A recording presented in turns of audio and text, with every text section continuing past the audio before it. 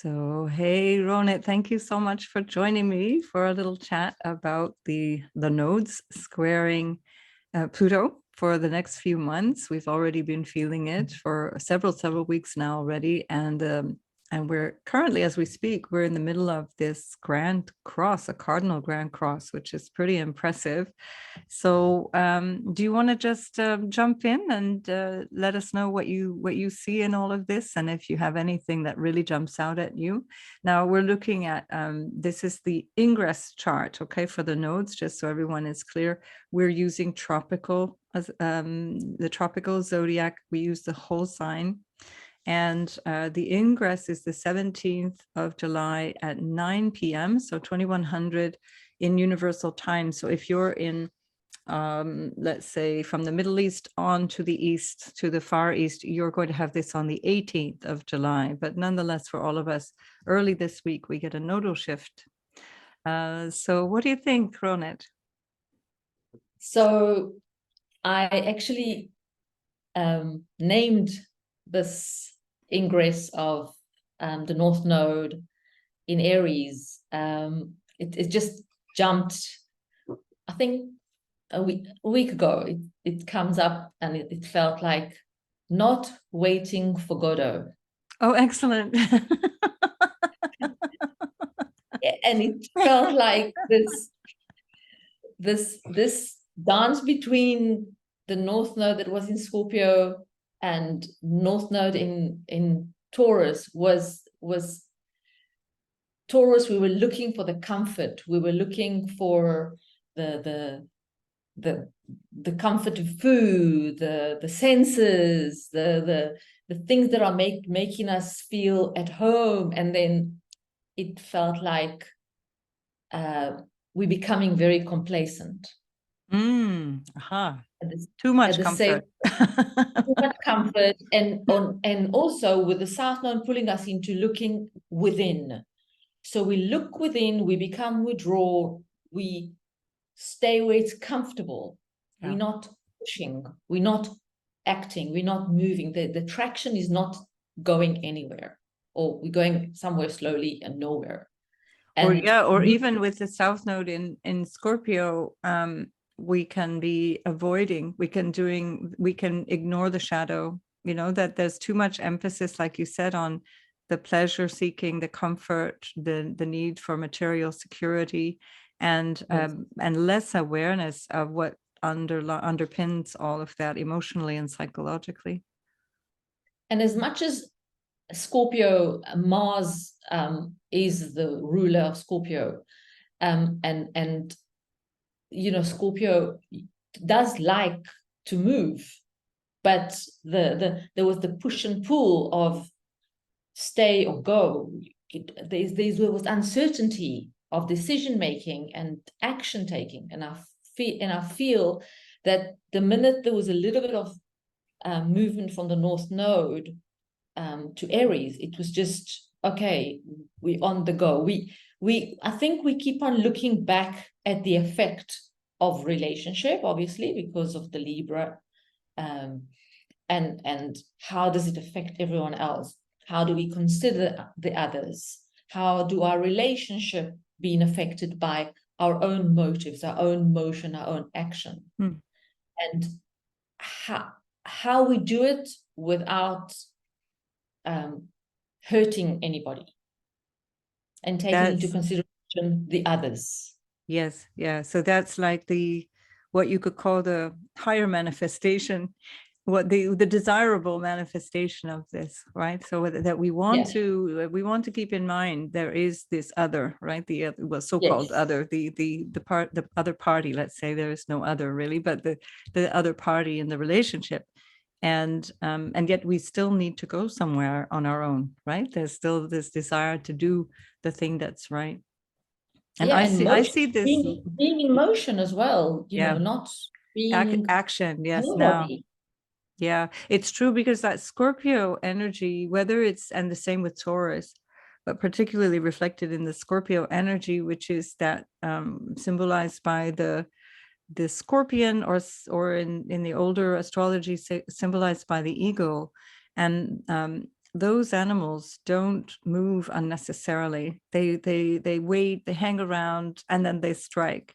There's no energy wasted, and Yes. they're very strategic, right? The Scorpio has this energy of strategic, and with the cardinal energy, it just goes. It's just like, let's do this now. And there's no more of this Taurus kind of resistance or holding on, or a craving for comfort. Now it's craving for change, and so that's really the way I see this too, in terms of that Aries individuality and that instinctive kind of gut impulse that people will have, or a desire for change. That is, for me, the representation I see of Libra is social norms. We have this expression in English, which is to mind your P's and Q's. I have no idea what that even means, but I always remember, my mom used to say things like that. She was very waspy. And it was like minding your P's and Q's. And that meant being on your best behavior. And you did the thing that society expected of you. One always has to behave as one would want to be seen. And that's very Libran, right? To be seen, to be doing the right thing, and to be at all costs polite and harmonious, and so on, insofar as it's possible.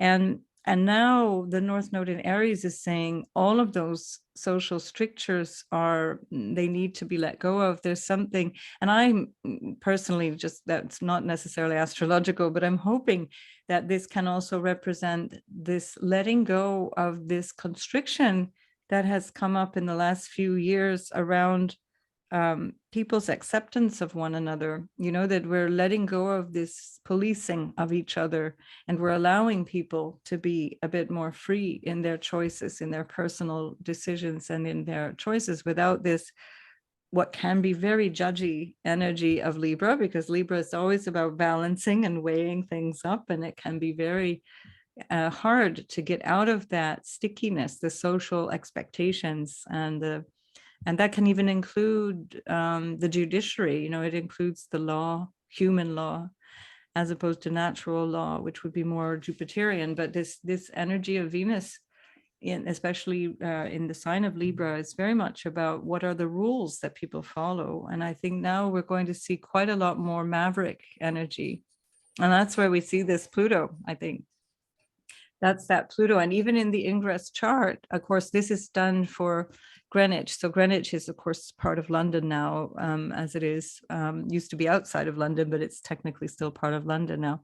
And that is where you have this energy of the new start is in Capricorn, so it's Pluto that is dominant in the ascendant at this time. So it'll be a different ascendant depending on where you set it up. You might find that different, but I found that very interesting. So that the Pluto is really close to the ascendant of the day. And I don't normally keep the actual ascendant in there, but because it was conjunct the ascendant on this ingress chart, I thought we definitely want to see this, because the ascendant is also right across from the new moon that we've just had right before. So an hour and a half before this nodal shift, we've got a new moon. So the energy of new is just huge. And also a lot of all the cardinal signs and the late degrees of them. Yeah. Oh, right. Yeah. It's true, isn't it? Everything's in the third decan except for the Saturn, really. Saturn and Mars in opposition are the only things that are not in the third decan. And Jupiter, if we can count in Chiron, Jupiter, Chiron, Mercury, Lilith are in the second decanate of their signs. Very interesting. So all these critical degrees, I think, are a major factor that we can end the cycle, and when Venus goes retrograde, we can rearrange all the that we can use. Everything Venusian. Reevaluate. Right. Live, especially when it's in Leo, you're going to relive the life of like abundance and the life of grandiose, So it can be very much about what people need to recognize potentially, I see as what may have been part of their expectations around the North Node in Taurus. So we might now spend a few weeks having to examine things that didn't pan out for us or didn't work in the way that we'd hoped, and having to revise this quality of Taurus North Node, where Venus is now kind of going, was that really what you wanted? Was that really how you wanted to spend your money? Is that really the person you want to spend your life with? Do you really like vanilla, or wouldn't you like something a little more exotic? And so, all of these different things that we can experience on a personal level and on a higher level in terms of our collective experience are going to be, I think, in relationship to the previous year and a half. And so it's not really just about this Venus in Leo, but there's something bigger. She's very much a part of this story. Venus is trining the North Node here at this stage, and she's of course sextiling the South Node, which she rules. So there's a really big story still going on here with this Venus. And I see Venus retrograde in Leo with all of this cardinal energy, with the tension of the cardinal square here, and especially Pluto in opposition very shortly to the sun. It's going to be only at the end of the week, but it's still going to be very powerful. The end of the week, will it be, I guess, Friday actually in Europe, and perhaps Saturday for farther east, but Europe and North America will be Friday, I'd say. And so that exact opposition, I think, with the Venus retrograde happening simultaneously, will be, I think, a lot about leadership, about who are the leaders, because Venus in Leo, this is about preference in terms of the king, right, the leader. And Pluto in Capricorn is all about that shifting government. And then we have the sun, and the sun is very much in the energy of the leader, the ruler, etc. We have the sun first in Cancer, and then almost immediately, let me go forward and we can see that happening. I'm going to just swap these around and pull up transits instead, so we can see this happening in real time. Then the sun will be in Leo, into Leo, as Venus is stationing retrograde, and Pluto will be still in a very tight opposition to that sun. So if I come back a few hours, we can find the exact. So I think leadership issues are going to be really huge. And I wouldn't be surprised to see a few heads rolling around the world in terms of leadership. And as we were talking about before we started recording, things like Robert F. Kennedy Jr., people like that who are real mavericks, real contenders for something different, they are going to, I think, very suddenly upset the apple cart. So here now we have this sun in square to the node, and in square to Pluto, still from both Cancer and Leo. So I find this is just the most extraordinary week, really powerful week. What else do you see here? I'll come back to the self as well. I think there's a great emphasis on the self and the individuals to shine their light, in that show like more love, and maybe be more like vibrant, colorful, like Leo, would be. Yes, and that lovely sort of childlike expression of Leo. That's just really simple. It's very innocent. And fun, having fun, like holiday. I suppose holiday.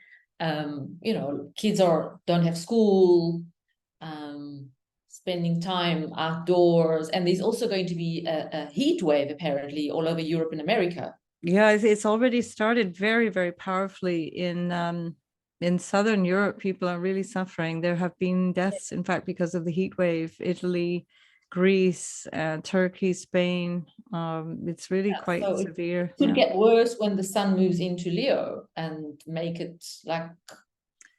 You're quite right, actually. Yeah, that could be, and especially because the node will be in fire, North Node in fire, and then the sun in Leo squaring the node. That could very well be a lot of fire in the air. Mm-hmm. I have to say, I'm not very good at these kinds of, I know some people are really talented at things like when earthquakes happen and this kind of thing. I'm better with people. Yeah. I'm not really good on all of these things that have to do with the natural events, but it does make sense, doesn't it? That there's a lot I of just heat. read an article about the heat wave and I thought it just triggered, You're and I right. said, wow, Yeah. it's going into Leo season. Yeah. It's fiery, it's all the fire elements. Absolutely, you're quite right. Yeah, I'd say so. And because, yeah, so and what let's I want to see this Mars in Virgo because that's something that I find Clothing very pattern as interesting well. about this North Node now, because Mars is ruling that North Node. Speaking of the heat wave, maybe that Mars is going to be like the doctor that comes in. I don't know, the ambulance drivers The come warnings, in. Yeah, the the warnings are warning, going to yeah, come the up. caution. Yeah, do listen to your Yeah, Mars in Virgo. And so, but the thing about Mars in Virgo is that it's not a particularly constructive Mars, is it? It's not necessarily unhappy, but it's not particularly happy either. It yeah. gets stuck on the details, bogged down on the details, and can lose a lot of energy on things that don't necessarily matter.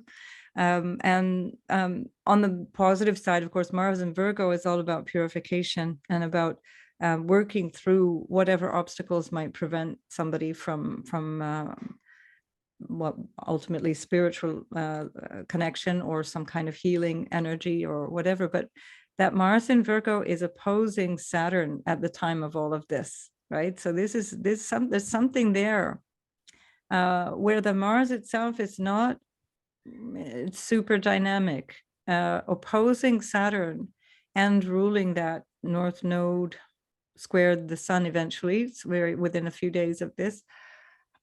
So this is very tricky for me. I'm trying to figure out what this might mean. Do you have any sense of what this is, what this looks Would like? you say that the Mars is not looking at the fine print, and he just looks at the big picture. Mm-hmm. This is where I'm heading. I'm going in that direction. I'm looking at the big picture, and I'm not looking at the small print.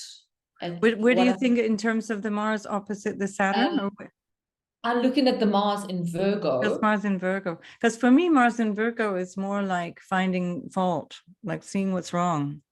Okay. It's that Opposed to energy of focusing in potentially even a lot on what's negative, wrong. right. I mean, that's of course not the whole story, but that's like what I'm looking at because Mars is not super comfortable in the sign.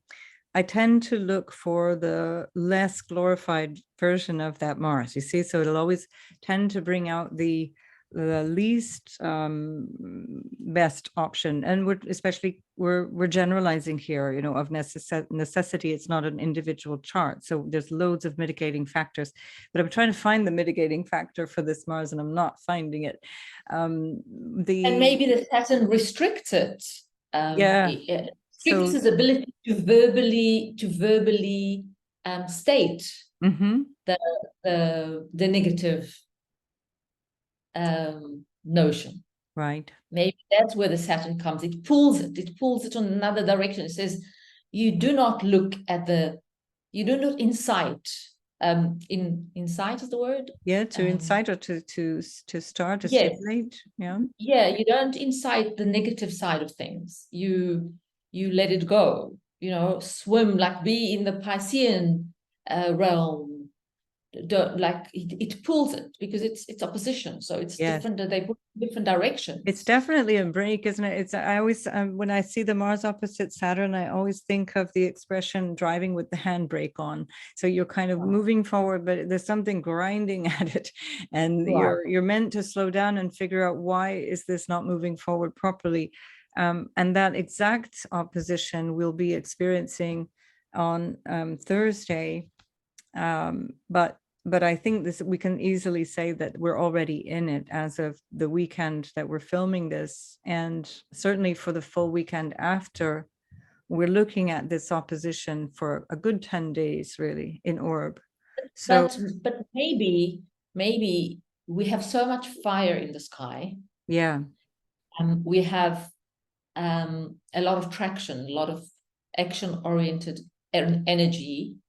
from the North Node that's like freshly moved into, so it's more, maybe it's more energetic. Mm-hmm.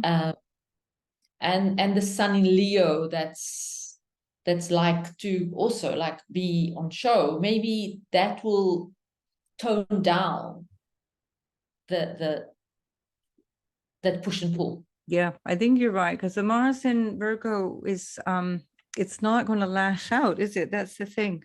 Not only is it not going to lash out, it can internalize anger. And And the that's why I'm fact trying to that figure out how that Mercury, would look. Sorry. also maybe if we look at Mercury, it's So, between Venus and the Sun. mhm. And it's almost contained. And That Mercury is Venus, strongly trining the ruler Chiron, of, it's the ruler Mars. of Virgo, right? The ruler of Mm-hmm. Mars. Mm-hmm. So maybe the fact that it's contained between the Sun and Virgo, The Sun and Venus, yeah. I mean, sorry, the Sun and Venus, Mm-hmm. maybe it tones it down. Yeah, that is certainly one possibility. I think that's anyway, there's something here about not being able to fully embark on this new thing that I want in the North Node in Aries. I think that seems to be that muffling effect. It's toning it down, like you said.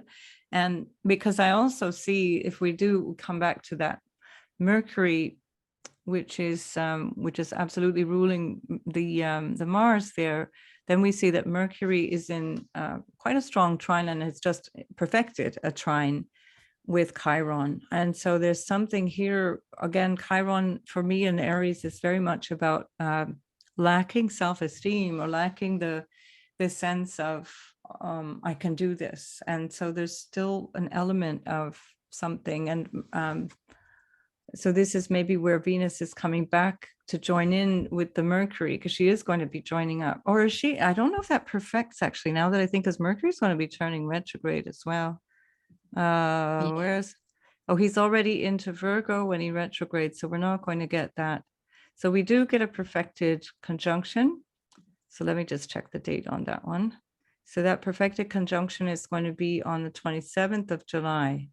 Okay, and so that might be where Venus is kind of taking the preferences into the thought of, what do I need, what do I want, expressing that, and then by then the Venus will be starting to slow her, well, she's moving slowly anyway, slowly back into that trine again with Chiron, and then take it back and say, well, what was that about? And I think then we by what will that be then? That will be mid-August, let's say 15th of August. So Venus is going to try to pick up on what that was with the Mercury trine Chiron. I see it like this. You see, like there's always these kinds of I feel them like conversations between the planets. Yes, And then absolutely. as Venus continues her retrograde motion, then we have Mars and Mercury coming together. Now that Mercury very powerful because it's ruling that Mars. Oh, but they don't, that was it. So that's the conjunction that doesn't perfect.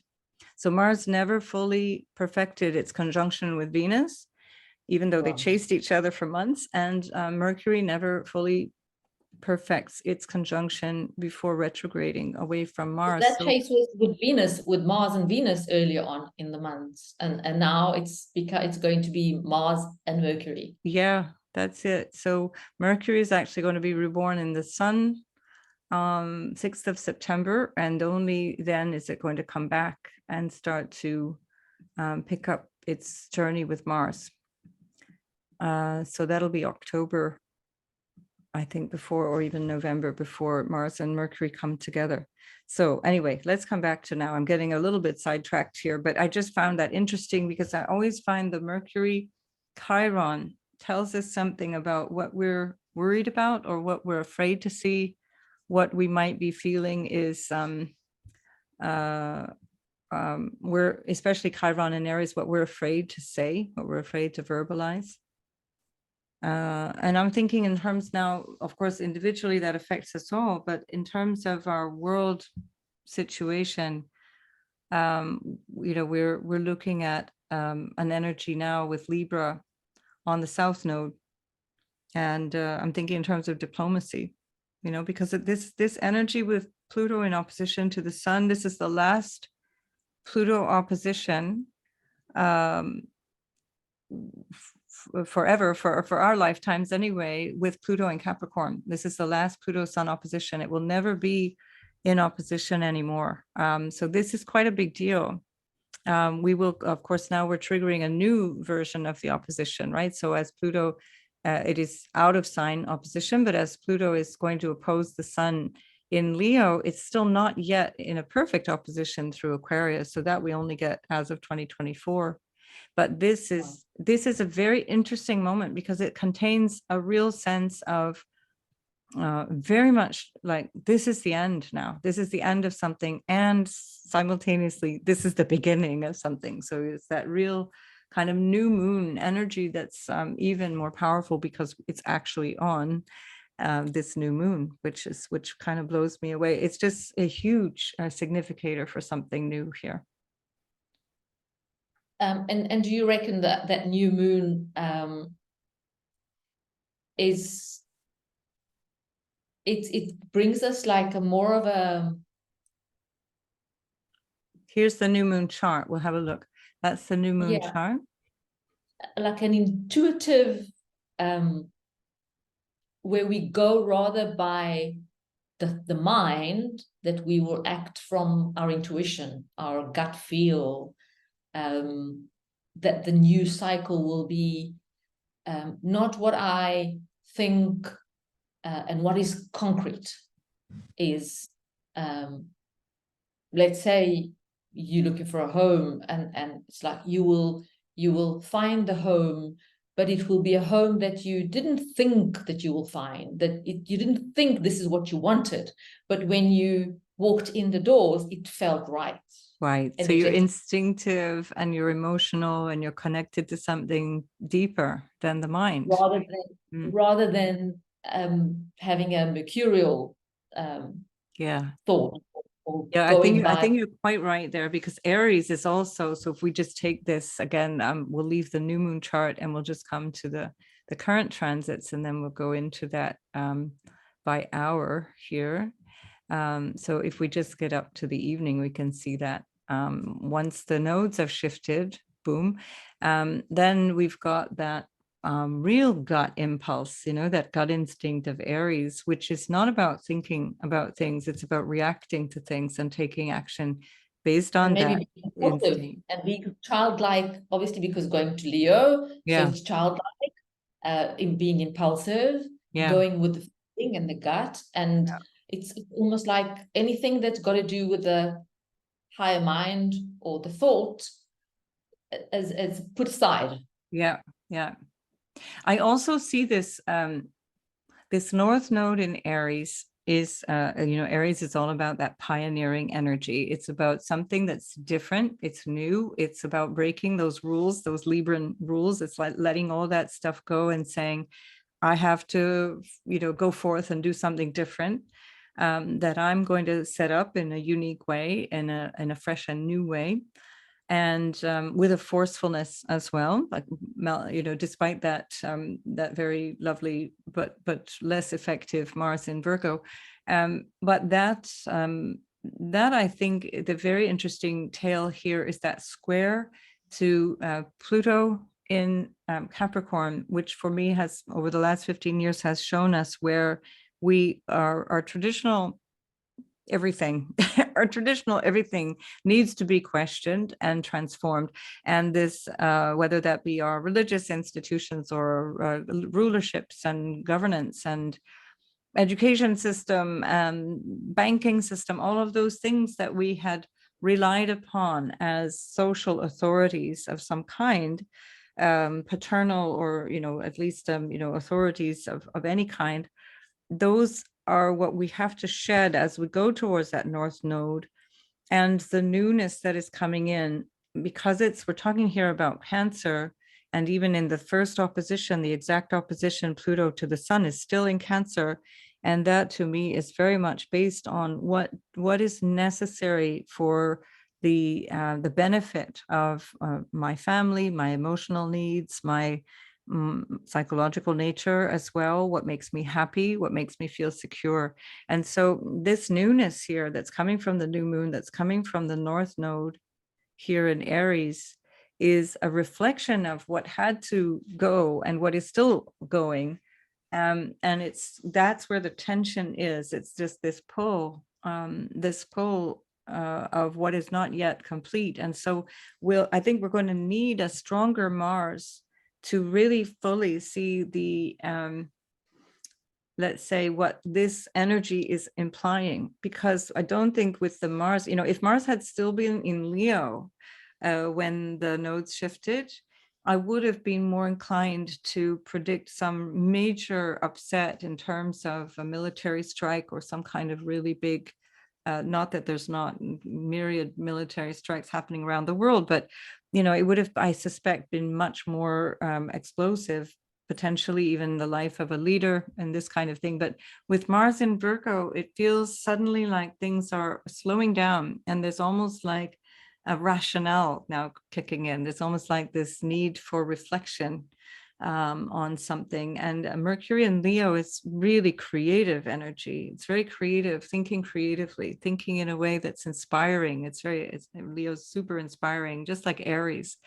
So I don't know. I think this feels like we're not quite at the Mars that we need to get through this energy that will be really, really inciting change until, and let's see when that is, until Mars finally rocks up into Scorpio, where it will, of course, be in its rulership and therefore very powerful. So oh my gosh, of course, that's going to be, wouldn't you know it, that's going to be when we have the eclipse, the first eclipse. So yeah, so great. Is it? I don't know. So then we're going to have we're going to have a new moon on the South Node in Libra, maybe coming back to ask some questions about how we use this energy of Mars here. Have we acted in a not rational manner and acted in impulsive manner? Yeah. Have we been passive aggressive while Mars is here in Libra? And now do we need to figure something out about that? So we have very interesting this chart, and I wanted to just let's pull the two together, because I did this briefly when in my recent video. This is the nodal chart, and I want to call up as well the eclipse charts, because look at the resonance here. It's just phenomenal. We have so many resonances here. So this is now the nodes shifted into Aries and Libra. So that will be exact 17, 18 of July. And when the eclipses happen, we have a lot of instant resonance coming up. We've got Pluto on the midpoint between the ascendant and Pluto in the nodal axis changing, which means that is also in very tight opposition to the new moon of the 17th, 18th. And we have Lilith exactly conjunct Venus, where she's turning retrograde. So that's very interesting. And then we've got Venus very tightly conjunct, within half a degree conjunct Mars. I mean, it's just almost, it boggles the mind. And then the South Node is the nodes rather are in a square to this new moon.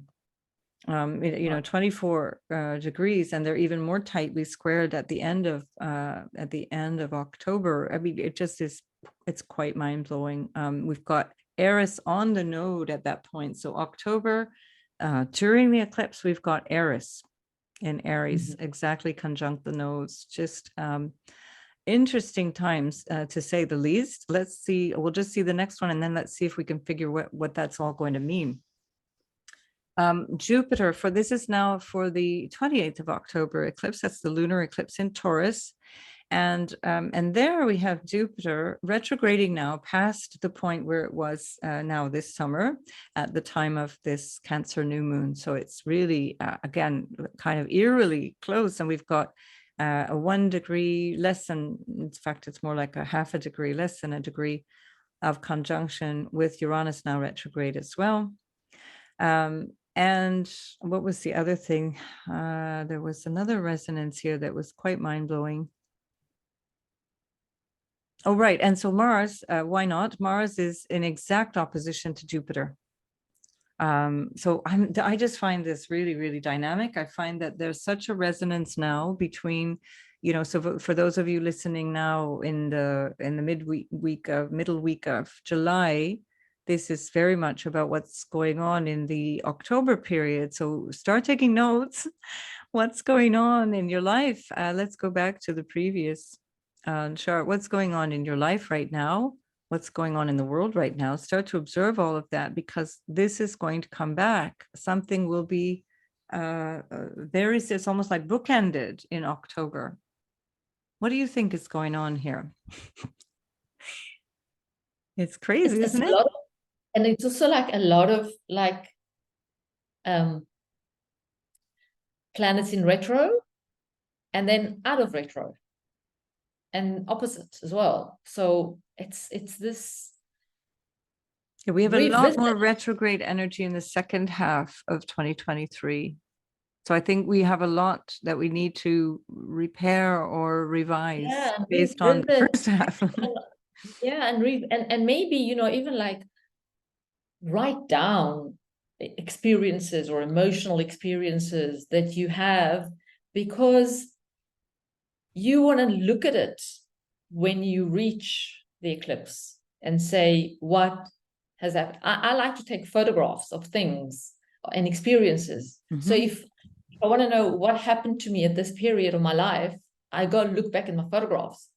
I say, oh, this going on, I've been here, or I watched that sunset, or it was that kind of a weekend. But that for me is almost like, where is my life experience instead of writing?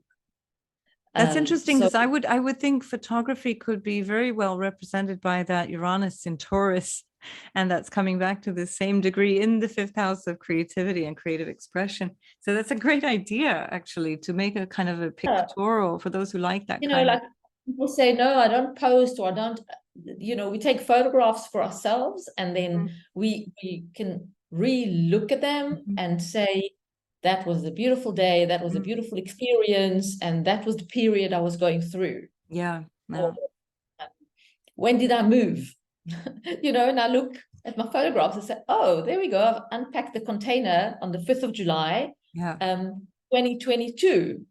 So it's been a year, obviously it's like that, that's the way you can recap of life experiences, and then look back and say solar eclipse, previous solar eclipse, or any of planetary great effect on our lives can be revisited, and we can look at it and discuss it. It's a wonderful idea. This is a great thing to remind ourselves as astrologers, or as people who are motivated by the astrology, and find ways to reconnect with that when the events come back for like this, for a very clear review, because it's clear that it's almost like we're submitting our homework now in the middle of July, and we're going to get the homework come back to us in October, where the there's a need to maybe revise, like you didn't quite get this one right, and would you like to have another go at that? And then I'll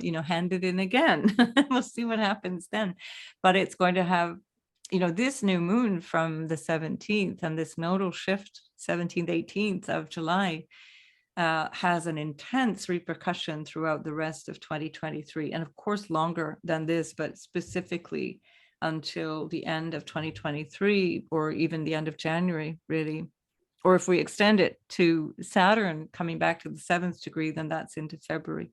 So we're looking at a long period of time, 6 to 7 months, where what is going on now is big time significant, and I think worth noting, or worth photographing, one way or the other. So it's really definitely a mark. I think it's one of those times where it'll be one of those astrological moments, where we can look back and say, oh, that July 2023, yeah, that was the beginning of what?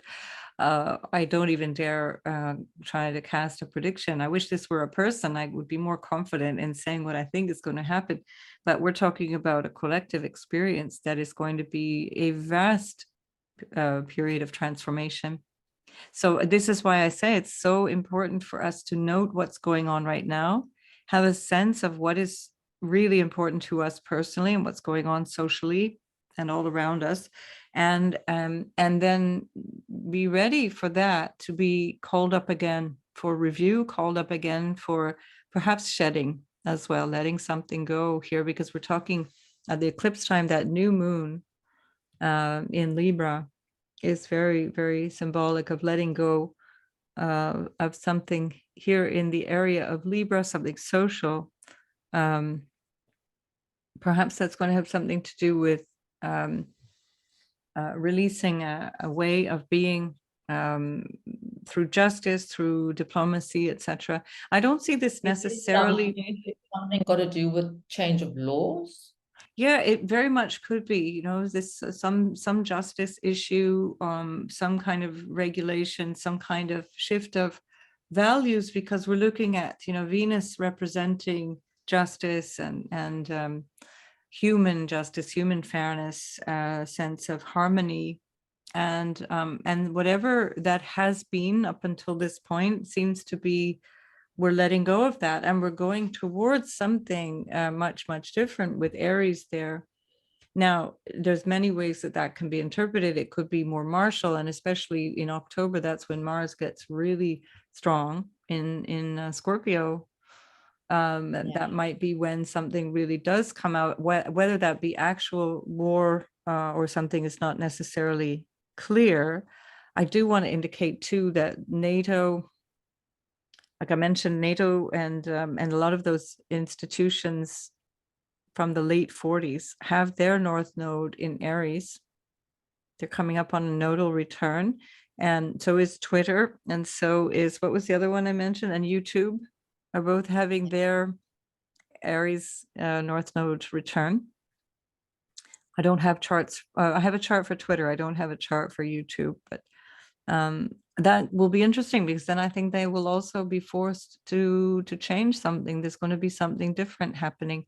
I'm not saying it's necessarily violent, but there is a potential for this to be very disruptive, because we're talking about Aries here, ruled by a very strong Mars.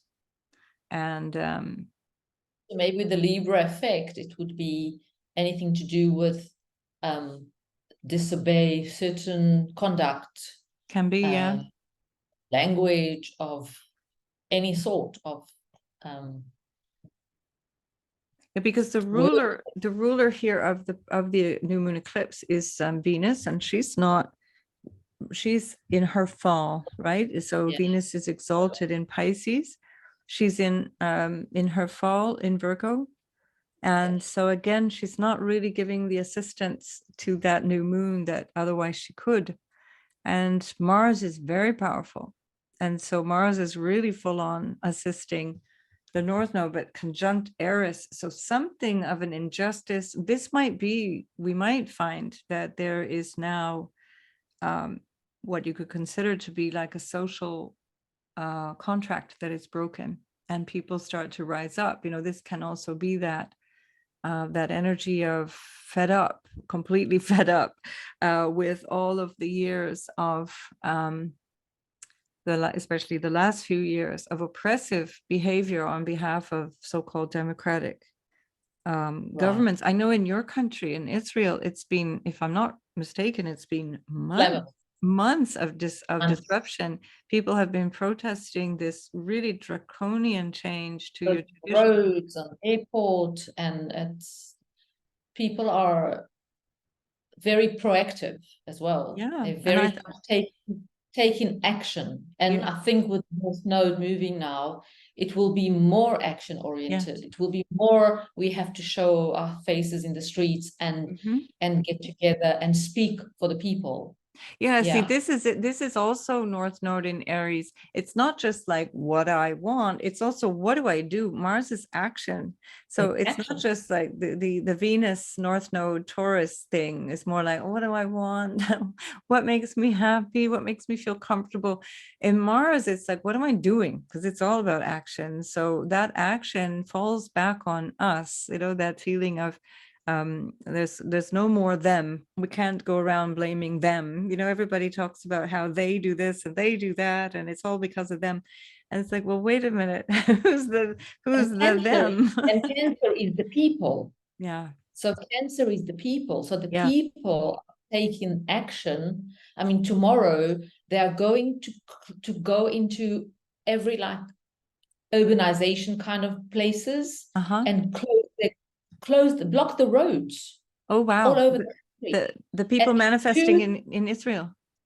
yes, Uh-huh. two like during like major hours, so the people will have an inconvenient not Yes. to leave, go to work or to go wherever, and not to come back because the road is blocked. Wow, yeah. And it's spread throughout the country. That's extraordinary. Yeah, this is it. And it's like as we approach, this Pluto going into Aquarius, of course, we've already had a little dose of it, but the 14th of July is the French Republic Day. And in the English language, in the English world, we call it Bastille Day, but it's the French don't, South Africa interestingly as enough. well, we have Bastille They Day. We honor. celebrate Hmm? Day. In South Africa, in Cape Town, they celebrate Bastille Day in the town of Franschhoek because it Isn't that was yeah, it's incredible. It's not the yeah, only foreign country that does. It's actually bizarre. It's celebrated in many non-French countries because it was they're celebrating a kind of a people's uprising. Although it's always very yes. interesting that it's the military that gets put on display and not the people, but okay. So it's it's something that is worth remembering, that the people were very much a part of this uprising. It was not there was no willing transformation on the part of the rulers, and the people paid a high price for that. It was very nasty. And so Pluto, everybody's romanticizing, and it's easy to do 200 years later. It's easy to romanticize the revolution, but the truth is that it's very nasty, and nobody else is going to do it unless we get up and do it. You see, that's the thing. And so we have to find that Aries courage as well. And I think that's this is maybe part of the message there with Venus stationing retrograde in Leo. It's not just what I want to see, all the pleasant things, but it's also about courage, because Leo is first and foremost about courage, and the sun will be moving in there just as Venus retrogrades, and the Sun and Venus together in that, and Mercury as well, is very strongly a message about where can we find courage based on our desires, based on what we need, and then use that, take action based on that.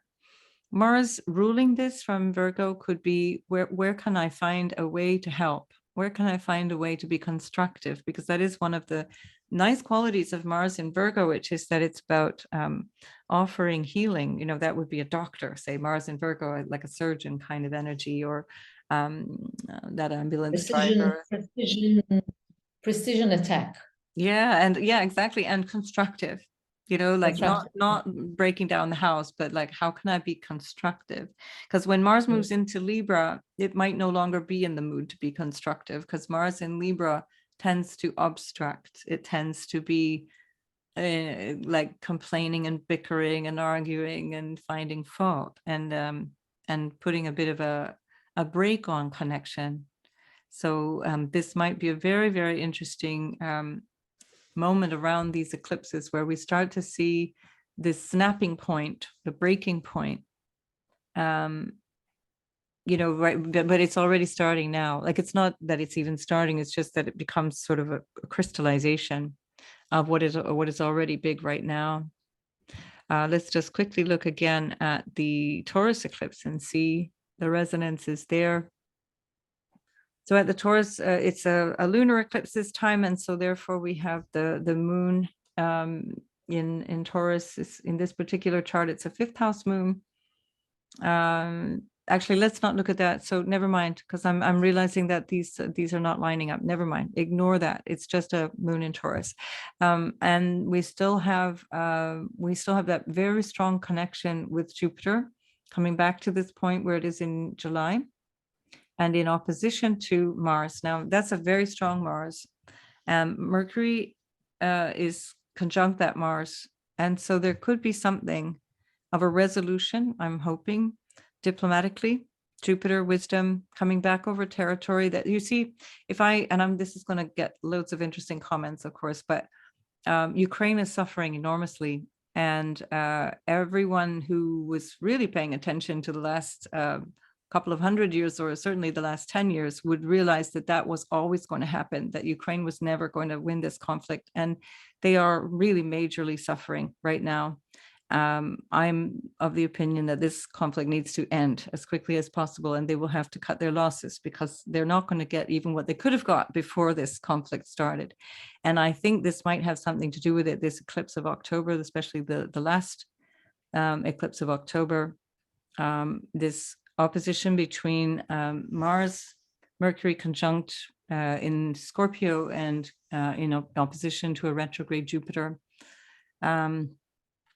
I think this could be where there is natal will have to eat humble pie. There's just no way around that. It's they will either have to take us all to oblivion, or they will have to eat humble pie, because what we've seen in the last couple of weeks, and I'll speak about this in another video, I think, for those who are not interested in these mundane things, but there's been a lot of, especially this past week, just before now, this new moon there in the Vilnius summit.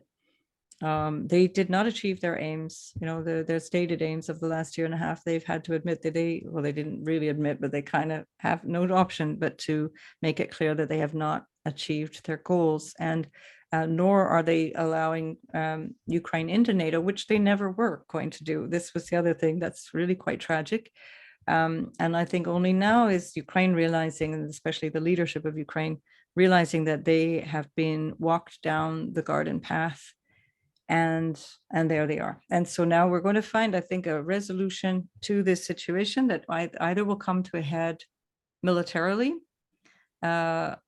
catastrophically, or it will come to a head in such a way that the West is now going to be much diminished, and it already is in the eyes of the rest of the world. So NATO is already much diminished over the last year and a half, and it will just become more and more and more so. And this is, I think, the nodal return of NATO. So it's important to recognize a nodal return is not necessarily something good. It's just coming back to the original purpose and saying, are we still good? Are we still doing this thing?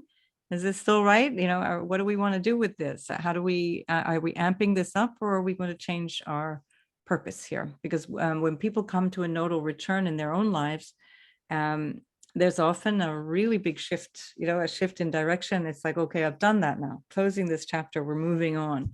I do get that feeling now. This is that situation for much of the West. We've had our moment. We've had our moment in history. So how do you see that? Do you see something similar there? It's going to take time, but I think it's inevitable. Yeah. I think things have to shift. It cannot stay the same, but it's going to take a lot of time. And I think we have to also recognize where we. I'm sorry, we're speaking over each other, so I didn't realize you were talking. Sorry, I'm just saying the fact that the people are actually not giving up and going to the streets. I think it's and they don't stop. It's not as if like they did it for a bit and they stopped. Exactly. It's every week religiously. It doesn't stop. So something has to change. Yeah. Something has to change. And I think we also have to recognize where you were talking about earlier, that North Node in Taurus was all about our comforts and staying, hoarding, holding on to what we need. Complacence, it was pure complacence. Exactly.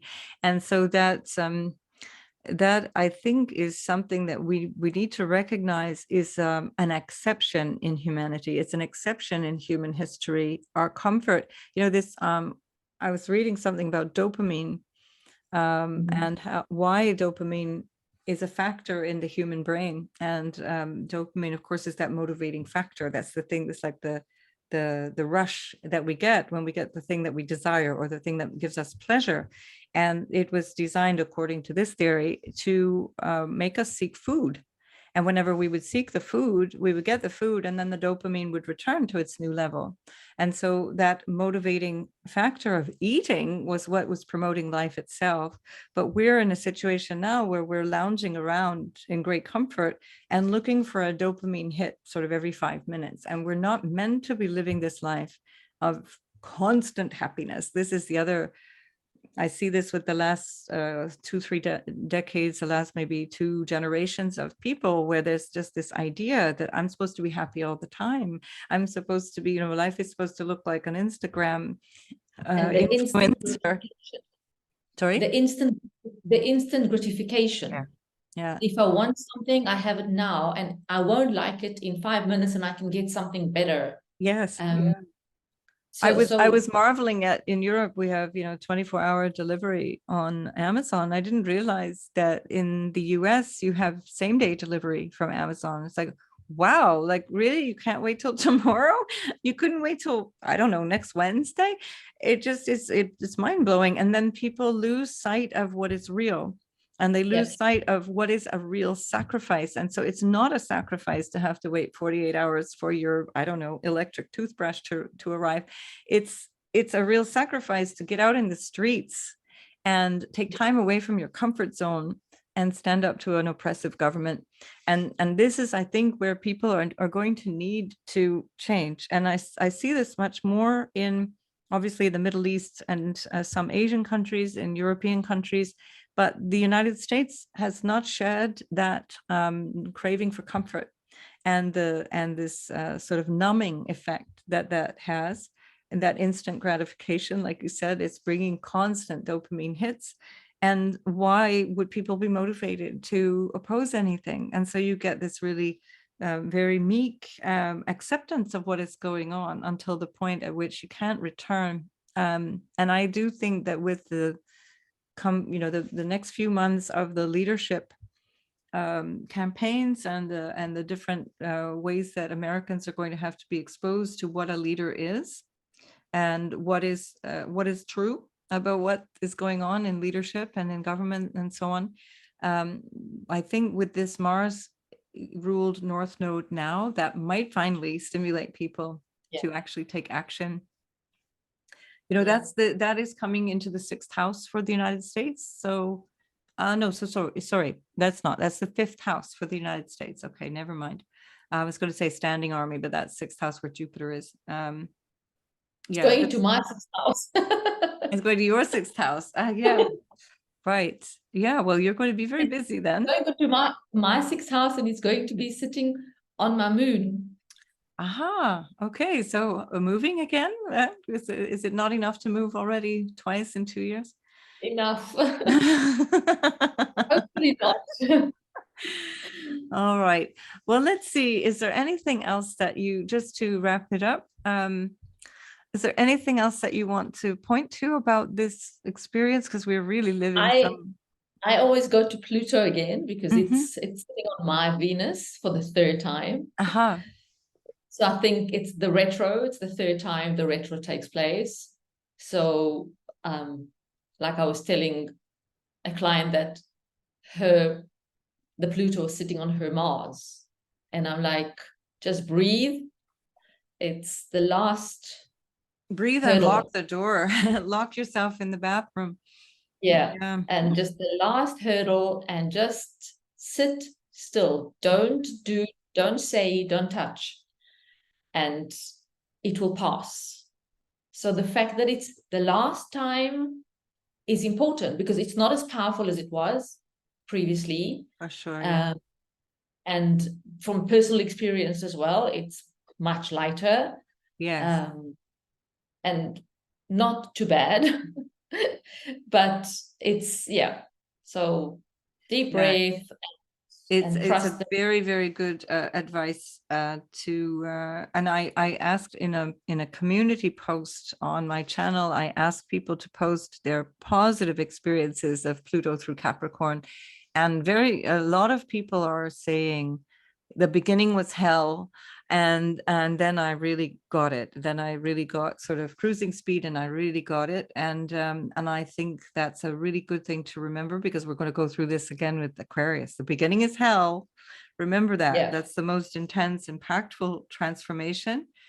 Be But if ready. it's not sitting on a personal planet, you can somehow roll with it. Yes, yeah, it'll be less perhaps personally disruptive, but the disruption energy is there and it's around us as well. So we have to respond in some way to what's going on around us, and take the high road with Pluto. Pluto is all about exposing dishonesty, exposing the truth, revealing what is holding you back through fear. And this is something that we can refer back to the last year and a half of that North Node in Taurus and the South Node in Scorpio, where we may have been white knuckling, clinging on, holding on to the things that we cherish, where honestly, it's time for a new cycle. It's time for something very, very, very different to take shape with that North Node in Aries.